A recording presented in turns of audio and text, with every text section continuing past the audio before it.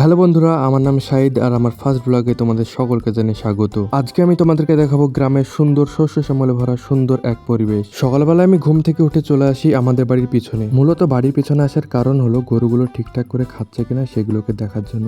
আর যদি ভালোভাবে খেয়ে নেয় পুরো নাদাটা সাফ করে, তাহলে বাড়িতে গিয়ে বলি মাকে নাহলে আমার পাপাকে, তখন তারা এসে নাদায় চারা দিয়ে যায়। আর আমি যখন ভিডিও করছিলাম তখন বাড়ির পেছনে গেট দিয়ে মা টুক করে এসে চারাটা দিয়ে দিল। আমি বুঝতেই পারিনি কখন এসেছিল, তো সেই ফাঁকে আমি ভিডিওটা করে নিলাম। ও হ্যাঁ, তোমাদেরকে আরও একটা কথা বলা হয়নি, আমরা প্রতিবারের মতন এইবারও আমরা একটা ছোট্ট জায়গায় চাষ করেছি, যেখানে ভেন্ডি, বেগুন এবং লঙ্কার গাছ লাগানো আছে। আর বাড়ির পেছনেও এইগুলো লাগানোর সবচেয়ে বড় ফায়দা হলো এগুলোকে আমরা জৈব সার দিয়ে বড় করি, কোনো রাসায়নিক সার আমরা ব্যবহার করি না এগুলো। ওই জন্য এই শাকসবজিগুলো খুবই অর্গানিক এবং পিওর হয়ে ওঠে।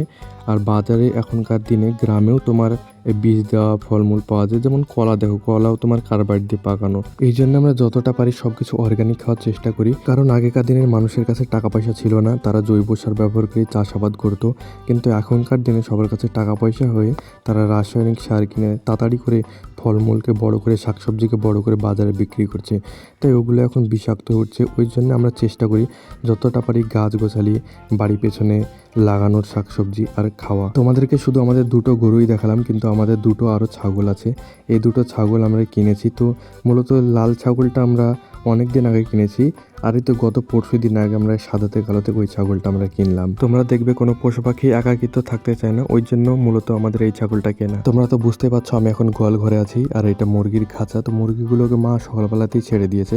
তো চলো বাইরে গিয়ে দেখি মুরগিগুলো এখন কি করছে। আর এই যে বাড়ির সামনে এসে মুরগিগুলো ঘুরছে। আর আমাদের এই দুটোই শুধু মুরগি না, আমাদের অনেক মুরগি ছিল। কিছুদিন আগে তোমার মুরগিগুলোকে শেয়াল এসেছিল। আমাদের বাড়ির পাশে বড় একটা জঙ্গল আছে, সেই জঙ্গলে তোমার সব টাইমে শেয়াল থাকে। তো শেয়ালে একটা একটা করে সব মুরগিকে ধরে ধরে নিয়ে চলে যায়। ওই জন্য আমাদের এখন অবশিষ্ট দুটোই মুরগি আছে। আর এই যে এটা হলো আমাদের বাড়ি। আর আমাদের বাড়িটা কেমন লাগছে তোমরা অবশ্যই কমেন্ট বক্সে বলবে। একদম ভুলে মেরে দিয়েছি একটা কথা, আমি কোথায় থাকি ও আমার বাড়ি কোথায় এইটা তোমাদেরকে বলা হয়নি। তো আমার বাড়ি মুরনে।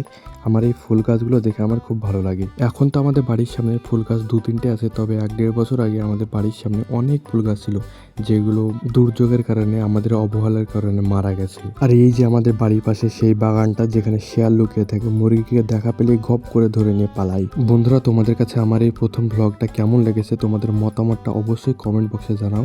আর আজকের জন্য বাই বাই।